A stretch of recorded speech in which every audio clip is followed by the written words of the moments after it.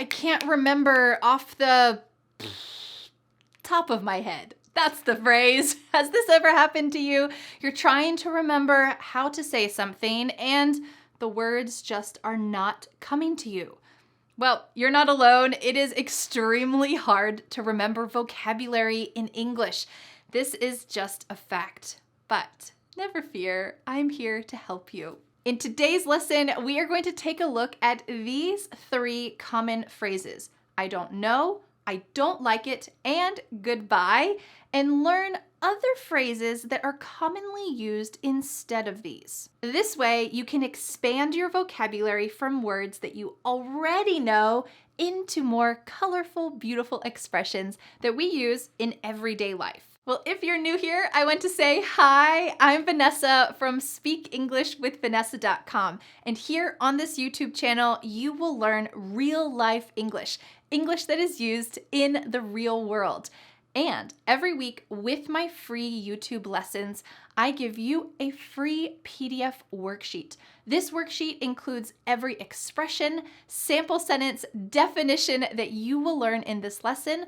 Plus, at the bottom of this worksheet, you will get a bonus quiz. Test yourself and see if you can really understand how to use these phrases in the real world. To get this free worksheet, simply click on the link in the description, enter your name and email address, and voila, just like that, I will send you the free PDF worksheet to your email inbox.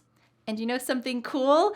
You never need to sign up for my weekly worksheets ever again. I will automatically send them to you. So you sign up once and you'll get them forever. It is my gift to you. So click on the link in the description to get today's free vocabulary PDF worksheet. All right, let's get started with our first lesson. These are vintage Vanessa lessons. The first one is about the phrase, I don't know. You might be surprised that there is a way to say I don't know with no words, just sounds. What? Well, let's watch this video to find out how you can use I don't know. Let's watch. Today, you're gonna learn 20 ways to say I don't know. First, we'll look at some polite expressions that are great for business or professional situations, and then we'll take a look at some expressions that you can use in casual, daily, everyday life. Let's start with the polite expressions. First, there are 5 key tag expressions that you can add to any of these I don't know phrases, and it's going to help you to sound more professional and more polite. They are, but I'll try to find out, but I'll double check, but I'll look into that, and I'll get back to you, and I'll let you know. Can you guess why these tag expressions are so important? If you just tell someone, I don't know, well, you're not really showing that you care an awful lot, but when you use these key tag expressions, you're showing I care, I'm gonna do some more research, and I'll let you know what I find out. So we're gonna be adding these tag expressions onto all of the I don't know sentences that we're about to talk about so that you can remember them and use them yourself. If someone asks you, is the meeting at 4 p.m.? You could say, I'm not sure, but I'll try to find out. The expression I'm not sure is much softer and kinder than I don't know. So this is really polite to use. If somebody comes up to you and says, we're having a big company dinner next week, can you come? You could say, let me think about it and I'll get back to you. If you said just the sentence, let me think about it, it kind of sounds like, no, I'm definitely not gonna come. But if you add, and I'll get back to you, it feels a little bit more tender, a little bit more thoughtful and polite. If someone asks you, did the marketing team send you their numbers? You might say, I can't remember off the top of my head, but I'll look into it and let you know. This is a great idiom. I don't remember off the top of my head. That means I don't remember immediately. I don't remember right now, but I'll look into it and let you know. You can see how these tag expressions can be combined to be even more polite and give more information. I'll look into it and let you know. With that same question, did the marketing team send you their numbers? You could say, Not as far as I know, but I'll look into it and get back to you. This expression, not as far as I know, means that you think the answer is no, but you're not 100% sure. So here, you're just telling them, I'm not 100% sure, but I'm going to look into it and I'll get back to you. Not as far as I know. What were the marketing team's numbers from their report? Well, I don't want to give you the wrong answer, so I'll double check and get back to you. I'll double check. That means that maybe you have some kind of idea about the numbers, but you don't have them right now. So you could say, I don't want to give you the wrong answer, so I'll double check and get back to you. Very polite. Do you know if the marketing team has started their report? Sorry, marketing team, I'm kind of ragging on you a little bit today. Do you know if the marketing team has started their report? You could say, that's a good question, so I'll try to find out. That means, I don't know, but I think that your question is valid. That's a good question, so I'll try to find out. Do you know if the marketing team has started their report? I'm not sure if I'm the best person to answer that, but John, the marketing manager, probably knows. Would you like me to ask him and get back to you? In this situation, I'm not the best person to have that information, but you can direct them towards someone who does probably have that information, the marketing manager. You might notice that at the end of this tag question, I said, would you like me to ask him? I'm just kind of offering this out of kindness. Maybe the other person will say, oh no, I can ask him, that's fine. But if you want to just have an extra added polite layer, you can offer, would you like me to ask him? And I'll get back to you. Now let's take a look at some casual daily life ways to say, I don't know. These expressions all have slightly different implications or feelings, so let's talk about each one in detail. Why didn't Sarah come to the party last night? No clue. Not a clue. You don't need to add the tag expressions onto the end of these casual phrases because you don't really need to go out of your way to say, oh, well, I'll find out and get back to you. No, you just simply don't have the information. Notice also the body language that goes with these casual expressions. No clue. Not a clue. You probably shrug your shoulders. That means you raise your shoulders up and down a little bit. No clue. You might even put your hands up like this. Not a clue. You might even kind of wave your hands away to say, nope, not a clue. Why didn't Sarah come to the party last night? Sorry if your name's Sarah, I'm going to be using your name a lot. You might say, I don't have the faintest idea. This means it kind of implies that you don't know, but also you don't really care. The word faint means that something is difficult to see. So if your pen doesn't have much ink in it, the writing will be faint. The words on the page will be faint. So in this situation, you're saying, I don't have the faintest idea. That means my ideas about where Sarah was are very faint. I don't see them. I have no idea. Why didn't Sarah come to the party last night? I haven't the foggiest idea.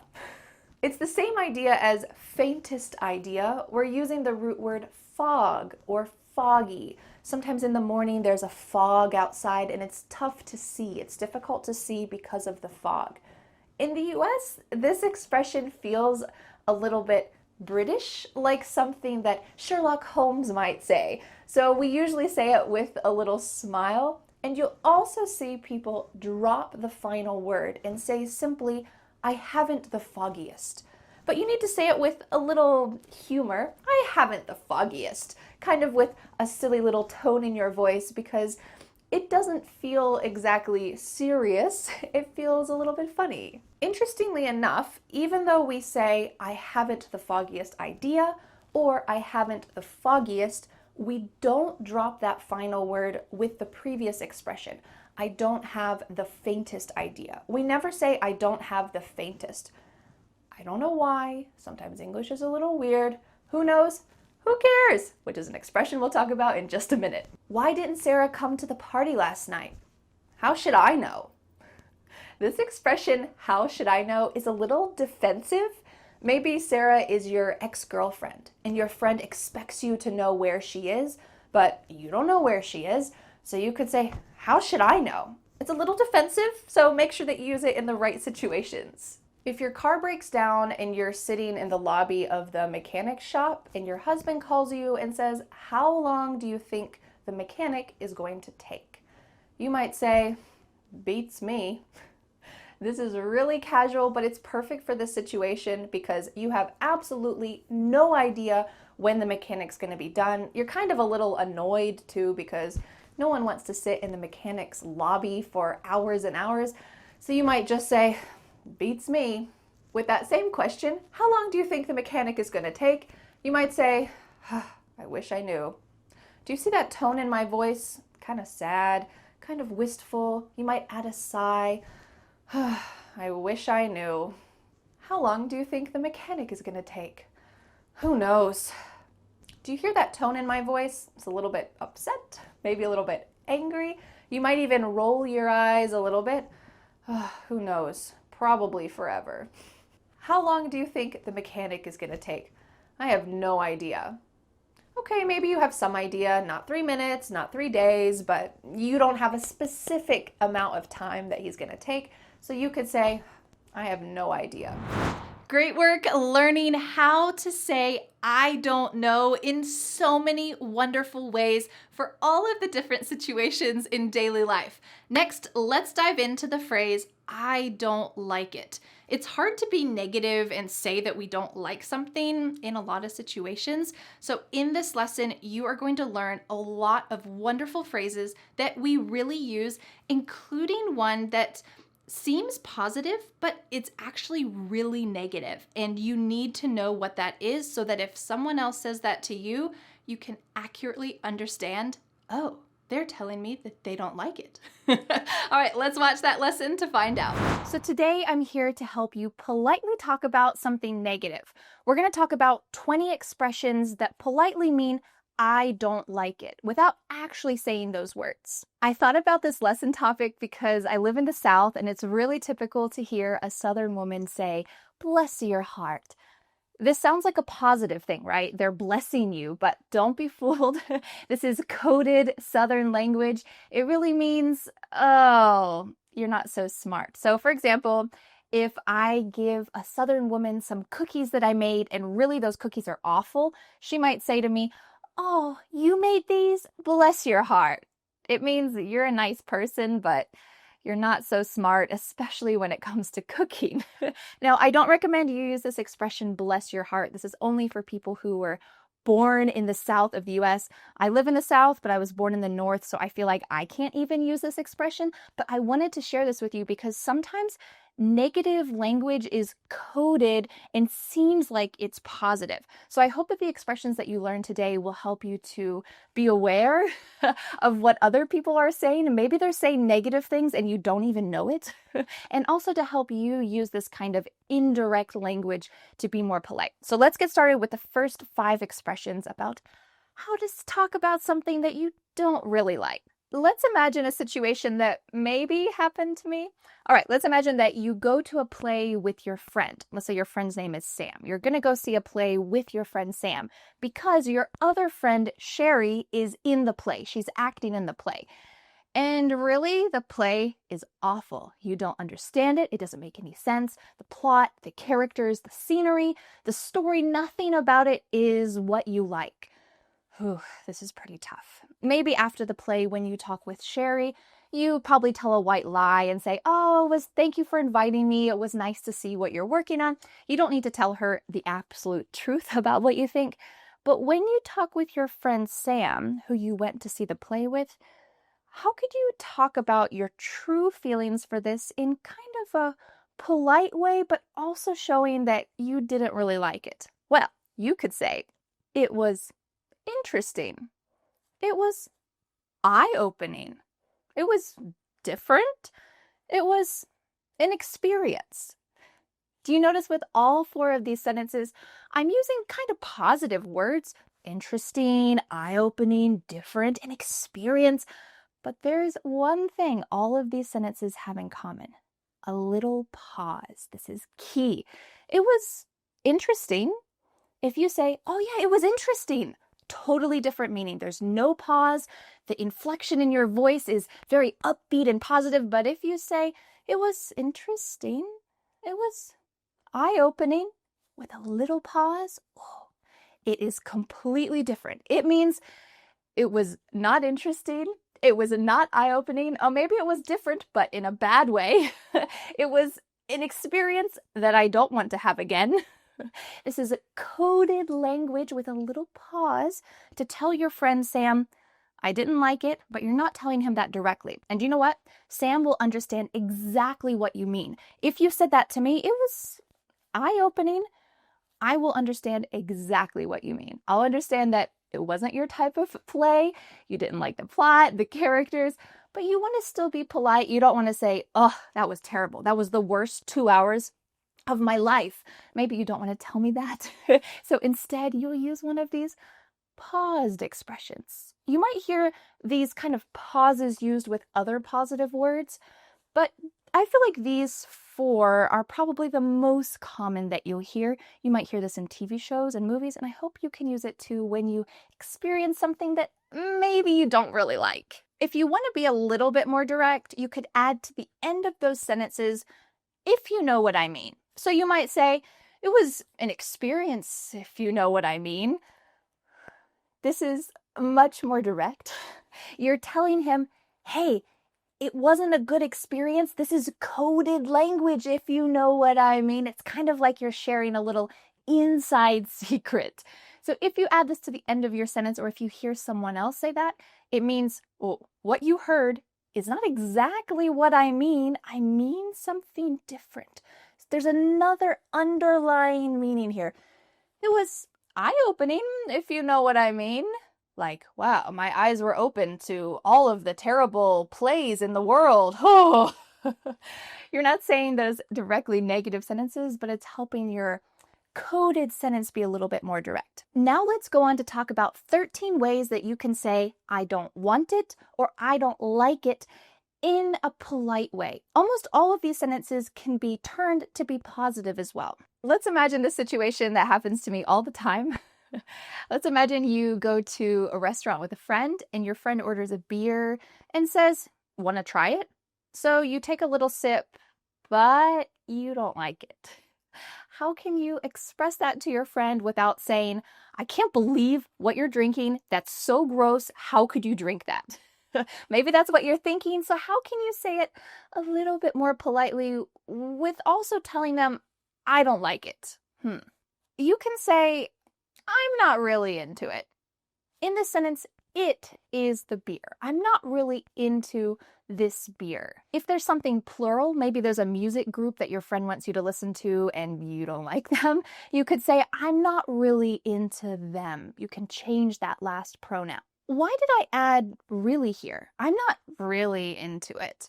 Well, this helps actually to scale it back, to be a little bit less strong. It means, well, I don't hate it, but I don't love it. Maybe you really hate it, but you want to just make it a little bit less strong. You can add really to almost all of these sentences that we're about to talk about. You could also say, I'm not really crazy about it, or just, I'm not crazy about it. I'm not really crazy about it. I'm not crazy about it. Or, that's not for me. That's not really for me. That's not really for me. Makes it a little bit less strong. I'm not really a big fan of that beer. I'm not really a big fan of it. Or we can make this sentence positive and say, oh, I'm a big fan of that beer. I'm definitely going to get some. Or you might say a simple sentence, I'll pass. Make sure you use this hand gesture. You're kind of waving a little bit, I'll pass. You're kind of pushing it aside, and it just shows, I'll pass. Thanks anyway. I'm not going to get my own. Thanks, I'll pass. The next sentence, you have to be careful your tone of voice. Let's say you take a sip of the beer and they say, oh, do you want me to get you one? You could say, I've had enough of it. I've had enough of it. Do you see my tone of voice here? I'm not saying this in an angry way. You could say this if you were really angry. I've had enough of it. I can't believe this is still happening. You could say it in a really angry way. Or if you're just saying, I don't want you to order me this beer because I don't like it, you can say it in a lighter way. I've had enough of it. One sip was enough for me. I've had enough of it. The next 4 sentences have a similar sentence construction, so we're going to put them together. You could say, it's not up my alley. Or we could add that word really. It's not really up my alley, so I'm not going to get that beer. You could make the sentence positive. Yeah, that's kind of up my alley. I think I might get it, if you really like something. It's not my cup of tea. It's not really my cup of tea, so I'm not going to get that. It's kind of a little odd here because our example is about beer, and this phrase uses tea, so maybe for beer, this might be a little bit odd to use. But let's say you have another experience, you're listening to some music that a friend wants you to listen to, and you don't really like it, you might use this, it's not really my cup of tea, so I think I'm not going to listen to them again. With this expression, you can say, that's my cup of tea if you like something, but really we hardly ever use this. So you might hear people use this, but I don't really recommend it. It's grammatically fine. I'm sure you'll hear occasionally some people use this, but you'll most likely hear this in the negative sense. That's not really my cup of tea, so I'm not going to do it. That's not really my cup of tea. That's not my thing. That's not really my thing. The same as the previous sentence, you can say, that's my thing, but we hardly ever use this in the positive form. You're most likely to hear this, and I hope you're most likely to use this in the negative form. That beer, that's not my thing. It's not my style. It's not my jam. It's not really my style. It's not really my jam. These two are slang expressions, so if you're talking about something casual, this is fine to use. That's not my style. Doesn't mean it has to be about clothing. Could just be a type of thing. That's not really my style of beer. That's not really my style of thing. I'm not a big fan of it. Let's imagine that situation where your friend lets you drink their beer and they've been talking about how amazing it is. Oh, I can't wait to go to this restaurant for you to try this beer. It's just mind-blowing. It's incredible. Well, you don't want to disappoint your friend, but if you don't like it, you probably need to tell them in some way so that you don't have to drink a lot of it. You could say, it doesn't really do anything for me. This sentence is very cryptic. It doesn't really do anything for me. We kind of get this image of fireworks. If it did something for you, that means that you feel fireworks inside of you. You're so excited about it. But really, this beer is nothing special to you. So you could say, it doesn't do anything for me, or it doesn't really do anything for me. You could say, I don't really care for it. I don't really care for it. I know you really like it, but yeah, it's just not my thing. I don't really care for it. If that beer is an imperial stout, a really heavy beer, you might say, yeah, I'm not really an imperial stout person, or I'm not really a beer person. And this is describing, in general, your character. I'm not really a dog person. I'm not really a cat person. You could put almost any category in there. I'm not really a grammar person. I'd rather just watch movies and listen to English in a more natural, fun way. I'm not really a person.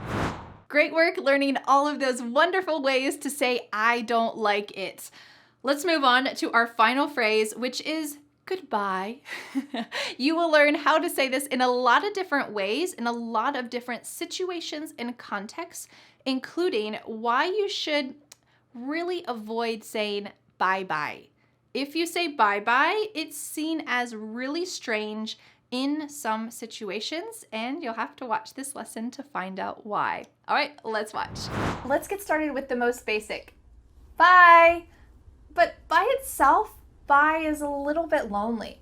I might say, oh, I think my car is almost finished at the mechanic. I need to go. Bye. Doesn't that seem a little abrupt? Maybe I need a little bit more. You might notice that at the end of all my videos, I say, thanks so much for learning English with me. I'll see you again next Friday for a new lesson here on my YouTube channel. What was that expression I used? See you the next time. Or we could say, see you next time. This is similar to see you later, talk to you later. When we say talk to you later, this is often on the phone or FaceTime or Skype. When you're not physically in a room with someone, you're just using some kind of a device to talk to them, you might say talk to you later.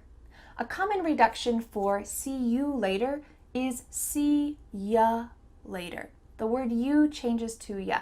See ya later, see ya later. It sounds really natural.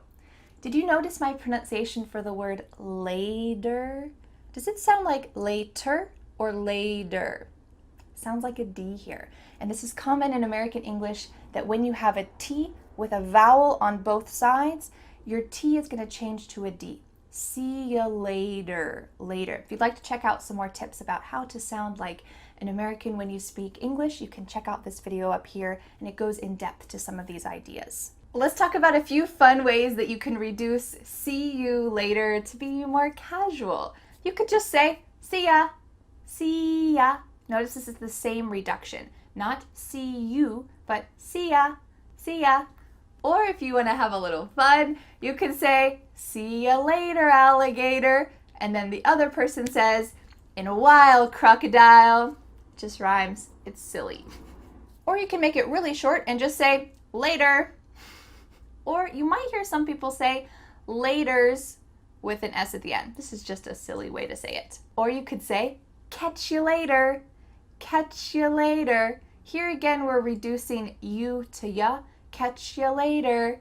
It just means see you later.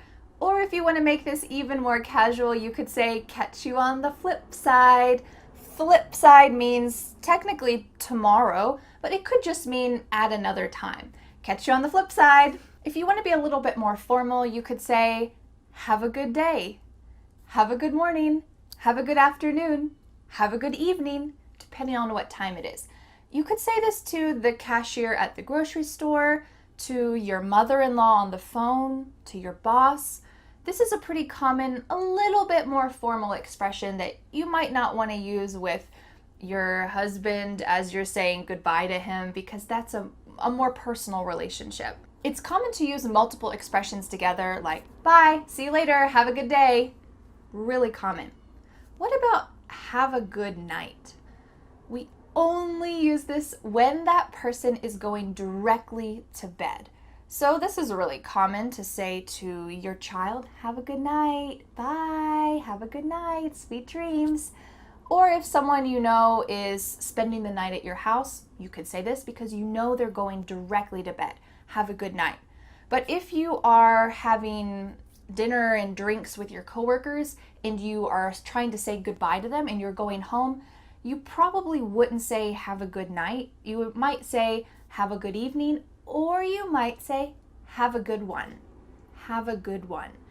This is to generally have a good day, but you can use this at any time during the day. It's a little bit more casual, but it's no problem to use with your boss or in other formal situations. Have a good one.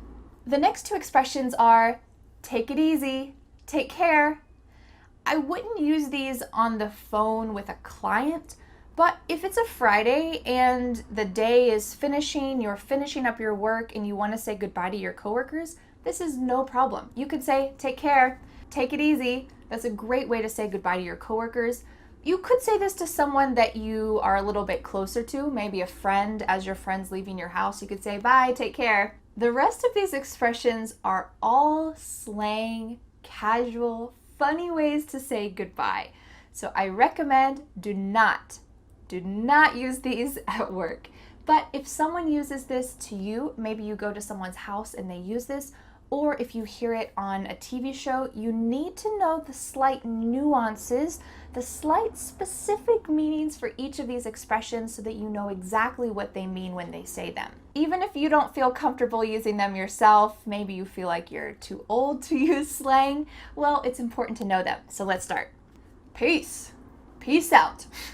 Usually you make the peace sign when you say this. It's just a casual way to say goodbye. Peace. I'm out of here. I'm out. Out. If you've ever watched a baseball game, you might see the referee use this gesture when one of the players is out. So you don't have to use this thumb gesture, out. I'm out of here, but it's pretty common and you might see this. Toodaloo. Toodles. This one is really silly, kind of ditzy, but I don't know, for some reason I love using it. Toodles! Bye-bye! We only use this for children. Please do not use this with your boss unless you want to get fired. If you have small children or if you interact with small children, you might hear other people say, bye-bye. That's really common. I think that we often repeat things 2 or 3 times in expressions with kids to help them remember it. So when you say bye-bye, it helps them to kind of remember that expression. The next 3 expressions are in Spanish and French, but we use them in really specific situations that might not be used in their original language. The first one is hasta la vista, baby. If you use this, make sure you do that waving gesture, hasta la vista, baby, and you use that same tone of voice, baby. It's just a silly way to say goodbye to your friends. You don't need to use this with your girlfriends specifically, like your baby, your love. You could just say this to someone you're in a casual relationship with them, your friends, hasta la vista, baby. Or you might say, adios, amigos. In Spanish, if all of your friends are girls, you should say amigas, but in English, we always say adios, amigos. I'm sorry, Spanish speakers. This is incorrect Spanish, but that's how we use it. So you can use this to casually say goodbye to your friends. Make sure you say it with a little bit of a laugh. Adios, amigos, and a little bit of a wave. It's just a fun way to say goodbye. Au revoir. Adieu. Can you tell from my tone of voice what I'm trying to show with this? A great word to describe it is melodramatic. You're just trying to be over dramatic. You're pretending that you won't see your friends for a really long time, but really you probably will. So let's imagine that you're having a dinner party and it's time for you to go. You might say, au revoir, adieu. It's so serious, so make sure you have that serious tone of voice, but it's just a joke. You're just being over dramatic. Farewell. This also has that same melodramatic feel. You're pretending that you're going off to war and you won't see your friends for a long time, but really you're just going to your house. So you can say, farewell.